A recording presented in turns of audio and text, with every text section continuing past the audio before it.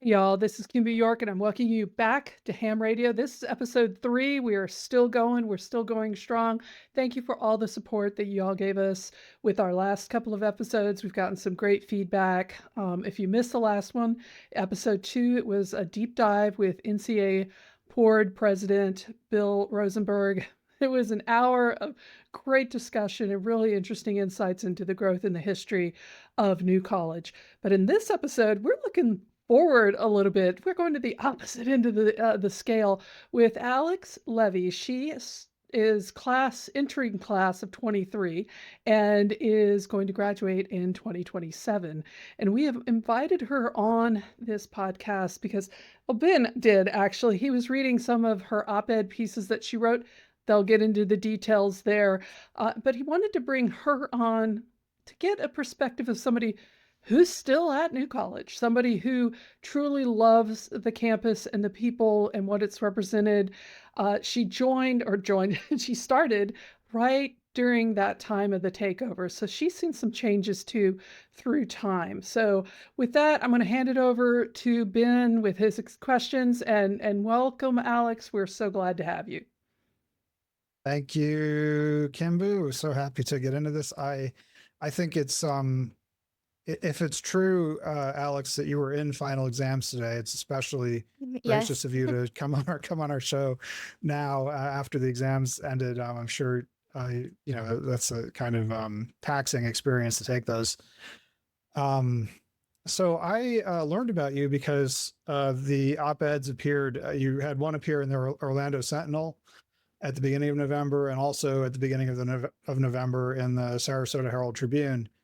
And I came to learn later that these were actually appear in longer form in the Old School Catalyst. But I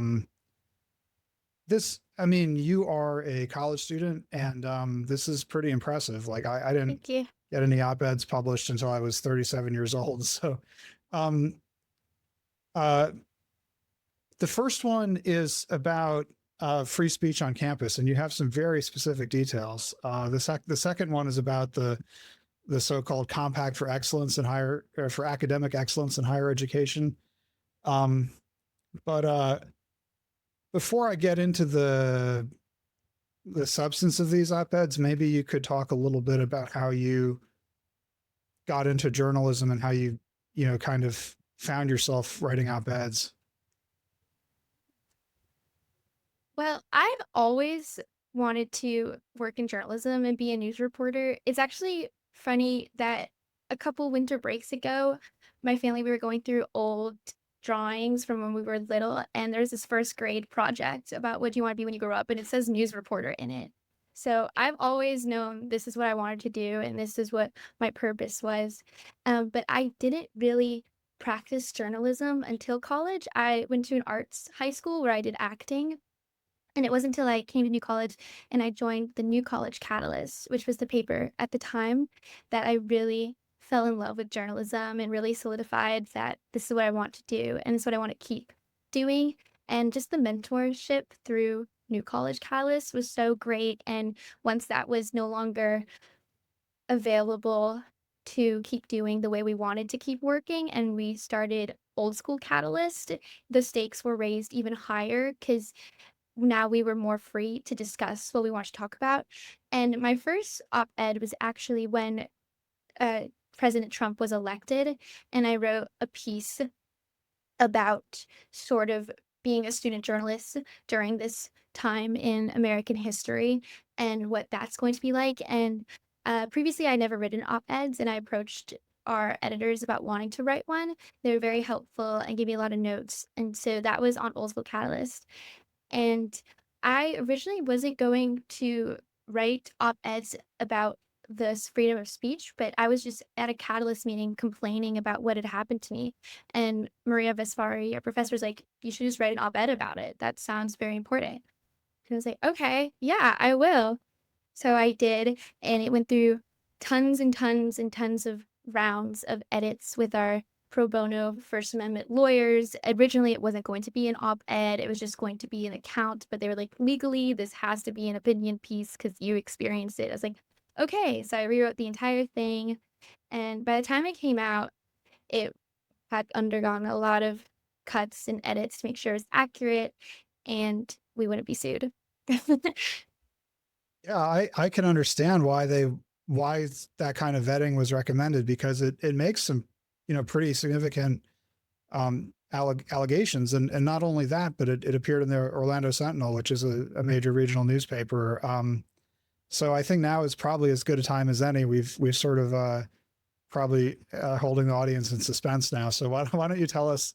I'll give a little background. I mean, there was a sort of club fair on campus, and I'll let you say what the name of the club fair was. But Mhm. there's a League of Women Voters, and on a college campus functions like a student club, like other student clubs, and was trying to do some activities and met some friction that apparently other on-campus student clubs did not meet. So why don't you tell us what happened? Yeah, so I am the new college president of the chapter of League of Women Voters, and it's a national organization. And then there's a state, and then there's by district. So Manatee County has one, and they're starting this youth initiative on college campuses. And so I work with a liaison from the league, and we put on events, and we had a table at Novo Palooza, which is New College's Club Rush.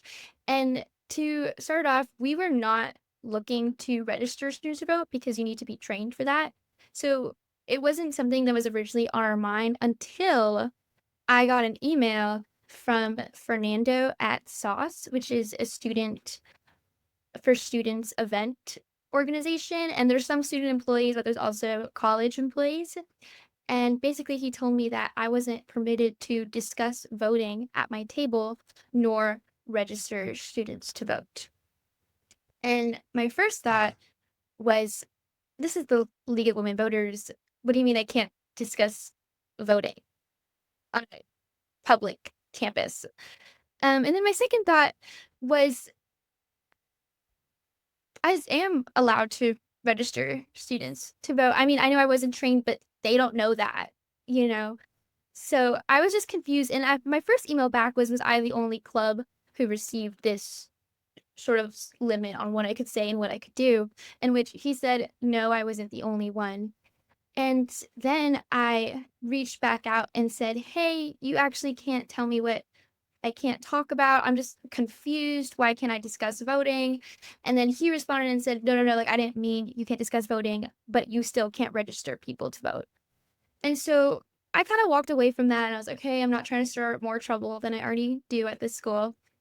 And it wasn't until I got to Palooza and I was setting up that I saw Turning Point had a table. And Turning Point USA is the conservative group created by Charlie Kirk, and they have clubs across college campuses. And they had a table at Palooza, which is fine. Everyone deserves a table. And they had a flyer that basically said 9mm, and it was a picture of a gun, beats 911 every time. And I was like, Yeah. okay, so they're allowed to promote something with guns on a public no gun campus, but I can't talk about voting?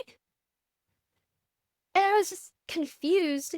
And separately, I took a picture because the social media person who works for the school, Will Wilmot, he reposted that table on the new college's Instagram. So now they're having that table with that poster representing New College, where I go. This is my institution. And he wasn't taking pictures of all the tables. So I reposted that screenshot and I sent it to I wanted to speak to President Corcoran, but they wouldn't let me. They sent me to Almeda Jax, who is the head of student affairs, I believe. And we had a meeting and I showed her the poster and how it was reposted on Instagram, and she was super understanding in person. She thought it was awful and clubs shouldn't be promoting that, and she'll talk to Will about posting what gets posted on social media and what doesn't. And I felt like a good Samaritan. I took that, okay, great. Like, at least they're still advocating for students, because I personally don't think that's okay to promote on a college campus, no matter your political affiliation. But as I walk out of the meeting, I receive an email from her saying that it's just free speech and it's just part of the club and you can't censor what students want to promote of their clubs. And that was the moment where I was like, okay, so they have free speech but I don't. Cool. So I went to the Catalyst meeting and I was just telling them what happened. And then they were like, you need to write about this. So then I went back to Fernando because the lawyers were like, we need to speak to him and get his opinion. And we had multiple email exchange. We had one in-person meeting where I basically begged him to go on the record because I was like, listen, this article does not look good for you. Like, you should say something about how you were just doing your job or you didn't understand what you were saying. But he didn't want to go on the record or be a part of it. So it does look like he sort of was complicit in this censorship of free speech, which I didn't mean to portray him like that, but I try to get him to speak in the article. But then I did more research and I found out that other college campuses for the League of Women Voters were registering students to vote. And there actually is a state guideline because in one of his emails, Fernando said that per state guidelines, I can't register students as League of Women So Voters. this is Oh, sorry. Fernando Capula, who's Yes. noted in your article, and he's basically a student affairs professional who works for a new college. Yes. So Yes. go on. I just want to clarify for people. You're so right. I'm just talking. No, please. I think we're all interested to hear how this turns out. Yeah. So he said I couldn't for a state guideline, and it was like, what state guideline? So I'm doing my research, and basically, this new law says that you have to use computerized or tablets registration. You can't use paper ballots anymore, but it doesn't say anywhere that you can't register students to vote on a public college campus. So I do bring that up to him, and we had actually a very good discussion about sort of not just iterating word for word what is passed down from administration, because at the end of the day, his priority is the students, and you should be looking out for the students. And if students have questions, other students should be afraid to ask or do their own research, because he, not on purpose or anything, but he didn't tell me the truth about what I was permitted to do. And when compared with another club who was protected, and then to my face, she was against it, but then I'm sure she went back and talked with other people and sent me an email about how it's just free speech. Especially in light right. of, yeah. No, go on. Well, I was just gonna say how last year housing got very strict about what we were allowed to put up in our windows, like flyers, and we weren't allowed to hang anything. And so I feel like that's also a violation of our free speech. But yet this poster at a Club Rush is protected by the First Amendment. Yeah, alumni have been hearing basically rumors about that kind of thing, like people no longer being allowed to put expressive material in their windows, like posters and stickers. You're not. And things. You get cited. I had a plant in my window, and I got an email from housing that I had to remove her. Sorry, my queen needs photosynthesis. Like. So maybe some of our First Amendment experts among the alumni will analyze whether this kind of restriction is a First Amendment impingement. And also the Florida Constitution has a free speech provision too, the Constitution of the state of Florida. Then the article comes out. Did it appear first in the Orlando Sentinel, or did it come out first in the Old School Catalyst? It came out first in Old School Catalyst, and then I wanted it to get out, and I thought it was an important story, so I shortened it and I sent it to a bunch of publications, and Orlando Sentinel was the first one to respond, so they got it because they get exclusivity rights. And then the Sarasota Herald Tribune wanted it later, and I was like, okay, you can't have this one, but I have this other article coming out. Do you want that? Good. Yeah. And they were like, we'll take it. And I was like, okay, great. Yeah, a lot of us alumni have interacted with Roger Brown, the opinion editor at the Herald Tribune, and we said a lot. I mean, there's that back and forth. It's part of the process, and it's really cool that you were able to offer them a different piece, and they took it. So this shows up in the Orlando Sentinel, which is a regional newspaper in Florida, and I mean, I'm just really curious. Was there any follow up from the college afterward? Oh yes, I got an email. David Rancourt, I think he's now the assistant provost, because our provost is David Warbacher, who teaches Latin. And I got an email, and he just wanted to meet and talk about my article. And I was like, okay, can my liaison from League of Women Voters be a part of this talk? And he was like, Yes, but it has to be online because I'm traveling for funding. Okay. Okay. Then I found out he was in the Middle East, which is hilarious and random because I don't Hmm. know if you read the Tribune piece about how our funding, we spend the most per student out of Yeah. so many schools. Yeah. Do you know was he there on official business? Do you know? Yeah, that's what he said. I Interesting. wonder why. Anyway, Me too. so Me too. the first one he slept through. It was just Deb and I on the meeting for like 10 minutes. And we're like, okay, we're just gonna go. So he basically didn't come into the Zoom meeting. He just kind of left you guys hanging. Yeah, I mean, he Or said it he was must have going been through time Zoom or zones and he was tired. I see. Okay, I didn't ask for the meeting, but okay. So we I see. rescheduled, and then we had another one, and it was just about what he thought New College can do for voting specifically. And it just sort of was, he's a great politician. He's great at saying nothing the entire time. And he's just Yeah. sort of talked about how he knows the board, people on the board of elections, because he used to work there in Tallahassee, and he knows a lot about voter registration. And he's just naming names, like literal people that, like, okay, okay, Sure. Yeah. yeah. And then I was trying to say a little bit about how they got really strict about where we could put up flyers and only bulletin boards, and they took away the forum, which is like student communication. So I was saying how, as part of a club president, there needs to be a better way to get the word out.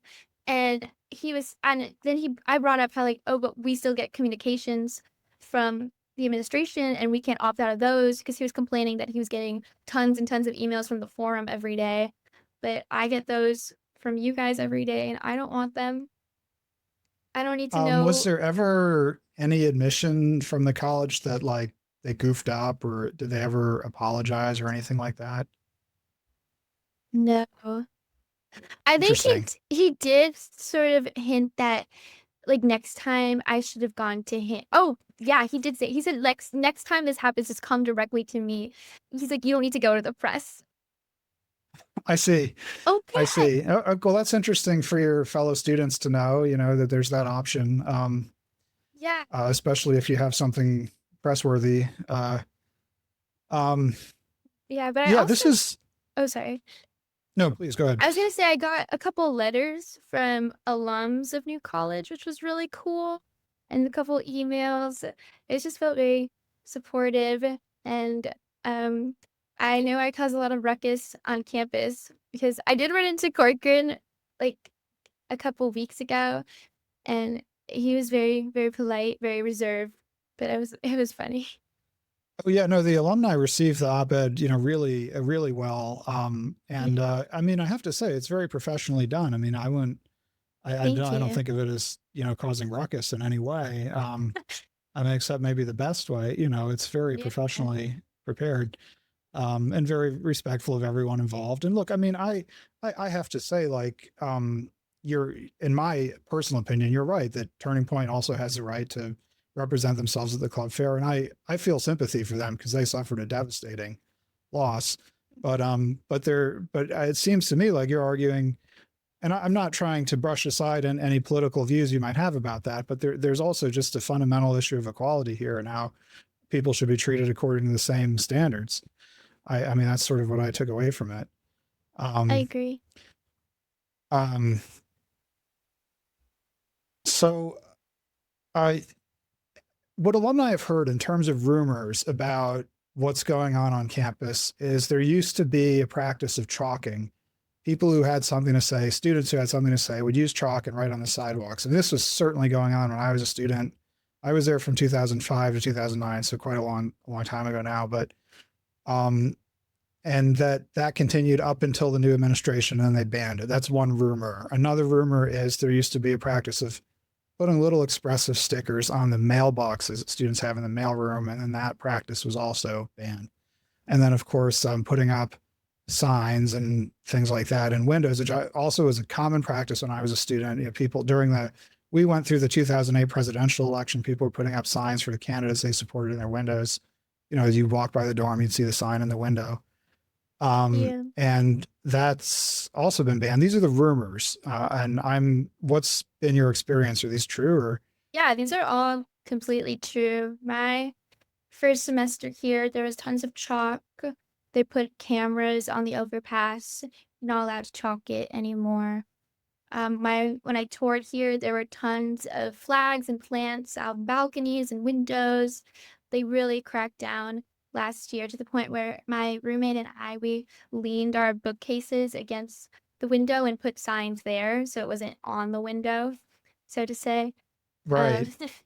and yeah, Right. there's a huge sign over the mailboxes that says no stickers, and there's cameras in there too. So it's just a very sterile, you feel very watched, so many cameras everywhere. There's always someone taking pictures. It's it's it feels a little surveillanced. Interesting.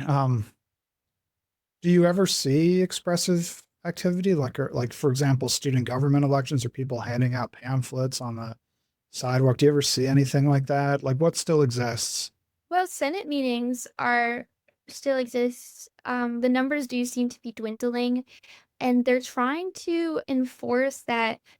I think either a liaison from administration or someone who would report back to the administration to sit in on Senate meetings, which is So creepy. this is like a student government body, like a student senate. Yeah, so if you were Yeah. a student here, you're a senator, but the most kids who go to Senate Right. meetings are the alt Novos, new college type still. Okay. Okay. Yeah, I still Yeah. go to all the Senate meetings, and I think I'm also on the Educational Policy Committee. I try to be involved. I'm on SAC, Student Allocations Committee. Just try to keep these things alive. Sure. Oh yeah, no, I remember the student allocations committee. Yeah. Why do you think it is that kind of the newer batch of students and the students who are more kind of on board with the administration's direction don't come to the Senate meetings? Like I would assume they have an interest in the place as well, right? They have an interest in what goes on, and I'm just curious if maybe you don't. I mean, maybe you don't know why, but I'm just curious if you have any theories about I do know why they one don't come. reason is that they have required study halls that are usually during the same time as Senate meetings. I think also it's I see. hard to get the word out. We only have NCSA emails now instead of student forum emails or posters and flyers where you could put Yeah. anywhere. You're only restricted to a couple bulletins that we have up. And even I took a final today, so I went to the ACE building and they already took down all the flyers off all the bulletins for the semester. I see. So there's a few bulletin boards on campus. That's kind of one of the remaining Yeah. venues for free speech. Is do you have to get authorization or can you just tack something on? No, I just tack it on. Just tack it on. Yeah. Yeah. Yeah. I mean, I think you could not, it's not possible to underestimate the level of just curiousness, interest that alumni have in what it's like to be on campus, because the campus in recent years has been covered in the Wall Street Journal, Washington Post, New York Times. I mean, it's been Yeah. heavily, there's just something in Mass Live, which is a major newspaper I was a in part West. of that article. Oh, I think you may have been, quoted in it or something. Yeah. And the yeah. one in the Times with Anna Mona will be coming out. I was also part Oh, of great. that one. Yeah, great. No, but anyway, so, alumni know this stuff is interesting and confusing and complicated things are going on campus, and they are really curious what it's actually like. And Yeah. I would certainly welcome any other student who's interested in sharing with us would be welcome here on the podcast. So feel free to reach out. Um, uh, so, yeah, maybe we should talk about your other op-ed, which came out in the Herald Tribune, and you kind of explained how that worked with their opinion department. November 6th, new college sends mixed message with Trump compact agreement. So you chose to write on this topic. Yeah. And maybe, one thing we could talk about is what's gone on since early November, but maybe you want to just describe the main argument of the op-ed for the people here. Yeah, so I've been keeping tabs on the Trump Compact for a while because my sister goes to Vanderbilt, which has been toying back and forth between signing it for a couple months. So we were my whole family was keeping tabs on that. And so Yeah. when we got the email that New College was going to sign it, my first thought was, we are so don't follow so much of what the compact requires. As you mentioned, the tuition freeze, we just increased tuition. We're almost at capacity for what it allows for international students. We don't have grades. I just don't think there was a lot of thought put into this, and Trump still hasn't acknowledged that we wanted to sign it. Right. Yeah, Um, that was actually something I wanted to bring up because the I assume that the news that appeared in many places about New College and the compact, I assume probably came from press releases or a press release perhaps that the administration, and the news yeah, headlines all said New College will sign compact, which is a pretty definite statement, right? Like that's, you read that headline, you think New College will sign the compact, but there doesn't seem to be much evidence that New College actually has signed the compact. And right now, there's a pending proposed regulation before the Board of Trustees. You could read these proposed regulations on a webpage on the college's website. And the proposed regulation would increase out of state tuition by 15%. And that's interesting because the compact yeah. says that tuition for all but international students would be frozen. So that's just kind of, something I've noticed. And I'm started to wonder what's really going on with this compact. I mean, it said New College will sign compact, and now, I don't know. um, We're the um, masters at hypocrisy, but I just think it's not surprising because it's run by politicians who just want to be voted by constituents, or in this case, just keep their positions. So they'll do anything to do that, yeah. regardless of truth. Well, I think a lot of alumni would agree with you, and some wouldn't, but I think a lot would. And I mean, we do have this issue of the compact kind of just hanging out there. And I don't personally, I don't support the New College signing the compact, but it's also kind of just confusing, It's this very contradiction. And confusing, and they keep saying, like, it's bragging about how we have so many international students, we have so many athletes, and it just doesn't make sense yeah, I mean, mathematically. right. No, I mean, I think what you're referring to is the compact puts a percentage limit on the amount of the student body that can be international students.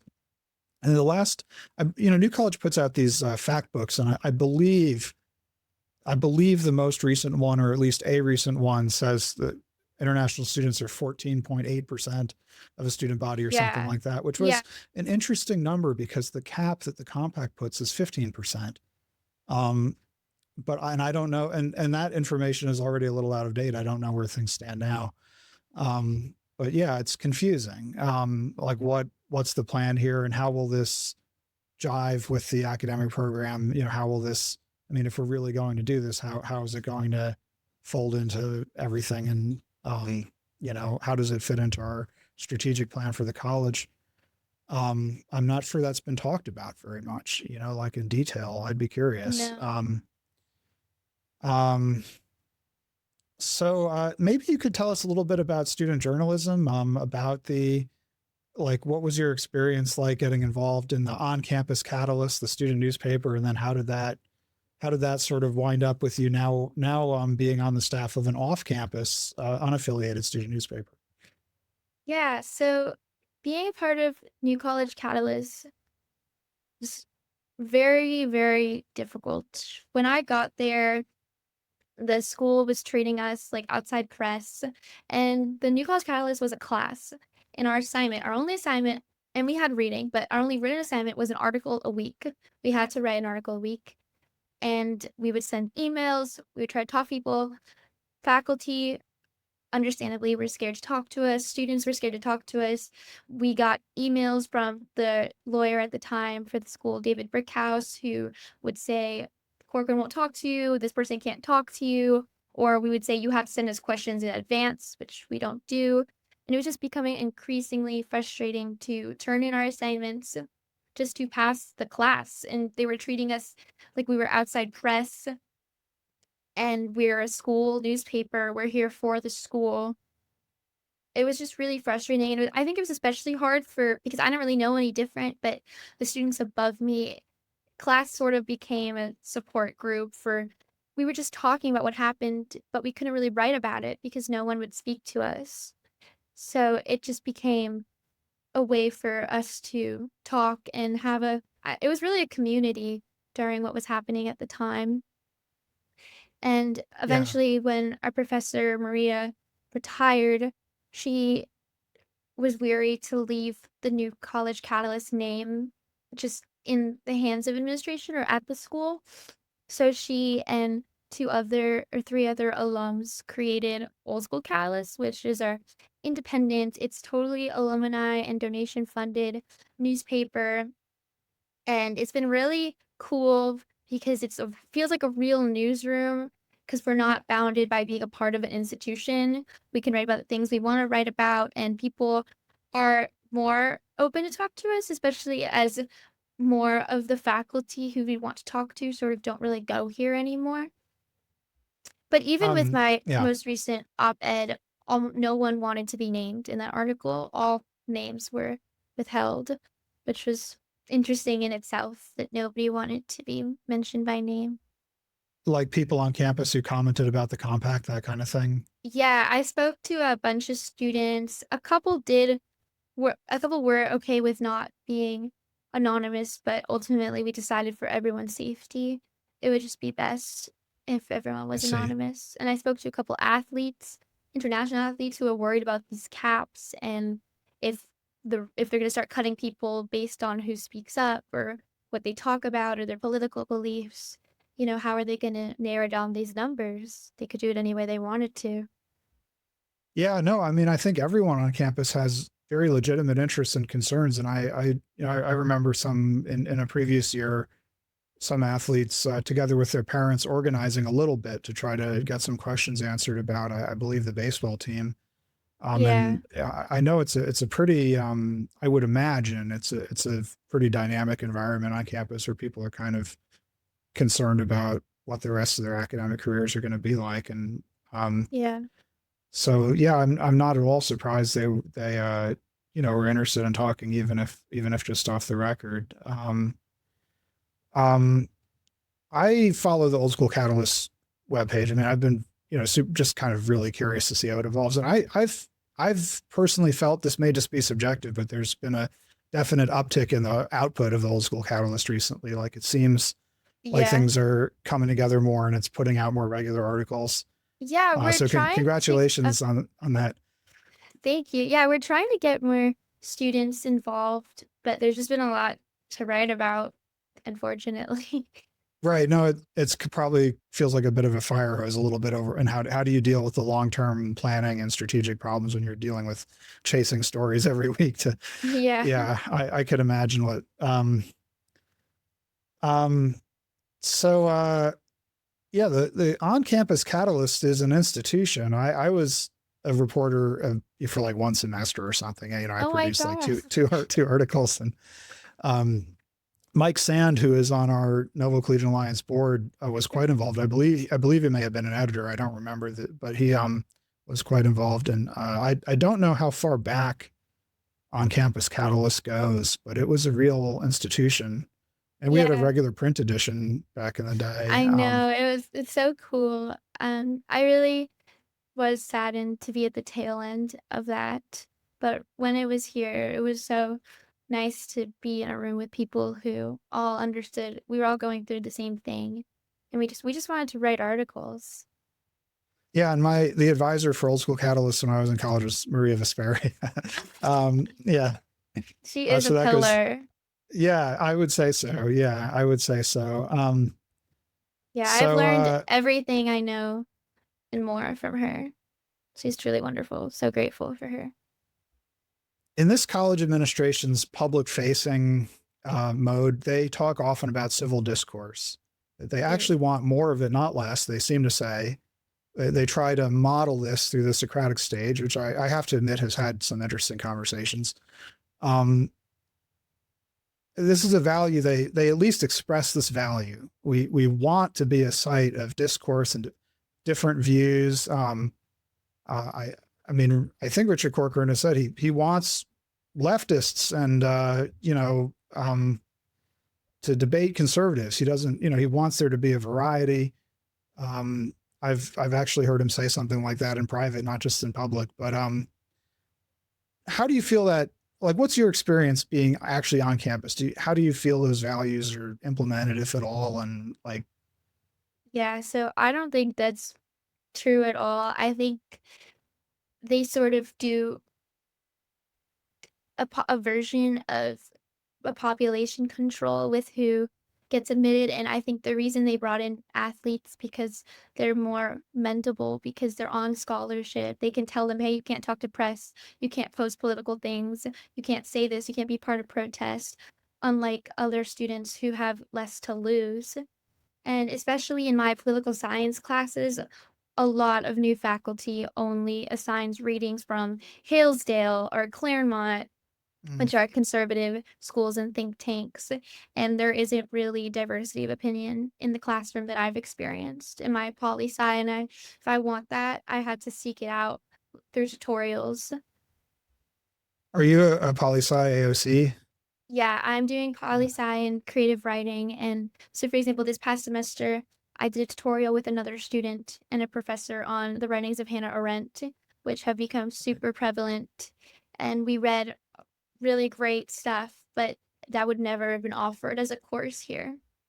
Wow, that's disappointing. Yeah, really interesting. I, uh, I mean, a lot of Florida syllabi from courses will now become effectively public because the state is, and what many people consider surveillance is gathering them. And I certainly understand, and agree with some of the arguments as to why that's a bad thing. But it is interesting that we'll now be able to actually see, the public will be able to see, and maybe we'll find out that they're just teaching a bunch of Hillsdale Yeah, I material mean, and not just at New College. I mean, there's 12 yeah, other state university system, 11 or 12 other state university system institutions. yeah, I mean, my most recent class, almost all of the readings were from Hillsdale professors, and I like to know where my professors are assigning from. So I do my own research, but I'm sure a lot of other kids don't do that. And if you're taking something as facts when the author actually has a political agenda, that's not fair. It's not right. You can't assign So something as a textbook. the history of things is we've kind of blown through 4 presidents really fast. Like when I first joined the Alumni Association board, it was President O'Shea, Donald O'Shea, Mhm. who I believe is still, I think he's still on the faculty. Then he retired, and Patricia Oker was selected through a rigorous search process as the next president. Then she left quite abruptly during the so-called takeover. And then Brad Thiessen, who many of us know from our time in college, who was actually an institutional research person, is a PhD, and he would do like institutional research, statistics on how the college was performing and things like that, was the interim president. We held a big alumni reunion during his brief tenure, which was nice. And then that had been planned in advance and organized and everything. But it was good that he allowed it to continue. And now we have President Corcoran. And during the O'Shea administration, there was a study done about campus climate, I think is what the name of the study was called. And some outside consultancy performed the study, and it talked about an environment. There was a cancel culture allegedly that had come about on campus. And then Donald O'Shea would go to Board of Trustees meetings and refer to this cancel culture in negative terms. And that allegedly there was an atmosphere of political correctness, and some people felt they couldn't say what they really thought because they would be shamed or not shouted down. I never heard of any allegation like that, but sort of shamed or chastised by other people. And so the Corcoran administration and the people who installed it all kind of acted as if they were reacting to this sort of cancel culture, and they were going to open things up. It was going to be a vibrant, more diverse discourse. Conservative voices would be included. But it seems like the reality is a little, not quite what you would expect even from that ideological description of it. Do you have any reflections on that as a current Yeah, student? I mean, I think what you're talking about is what's happening all over this country and even the world, in that higher education rooms have sort of the conservatives have felt pushed out and judged and not being able to say their beliefs, so they come back with this vengeance or anger that they not included. And I think that's why we're seeing political and conservative takeovers of higher education systems. And I think that's especially prevalent at New College, where they're sort of forcing out the liberal quote agenda and trying to replace with conservative because they felt they'd been left out of higher education for so long. Very, yeah, super interesting stuff. And I mean, I have to say, not entirely how I expected it would turn out.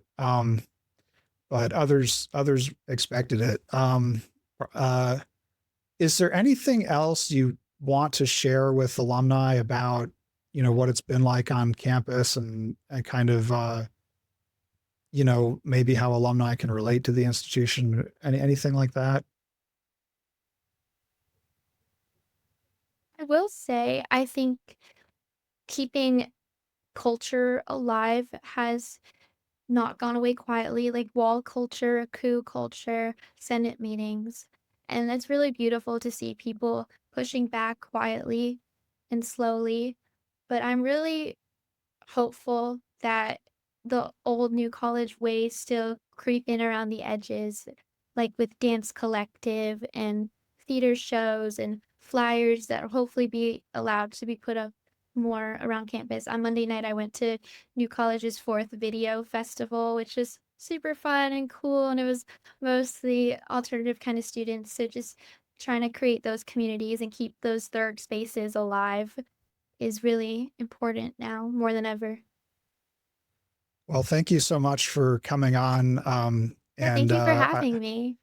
I'm sure. Do you have more finals left, or are you done No, with I that am now? done. I Oh, move out congrats. tomorrow. Thank See, you. look what this student did. She took final exams today. She came on and then did very well on this podcast, right? Which is Thank something you. you kind of have to concentrate for and prepare for. And now she's moving out of the dorm tomorrow. I Yeah. remember college life being at times hectic and stressful, but that's Yeah, actually, no, it's above. especially yeah. Yeah, Yeah. thank you. So congratulations on finishing. I hope you have a great holiday season. Thank you And so it was just much. really nice to be able to include your perspective.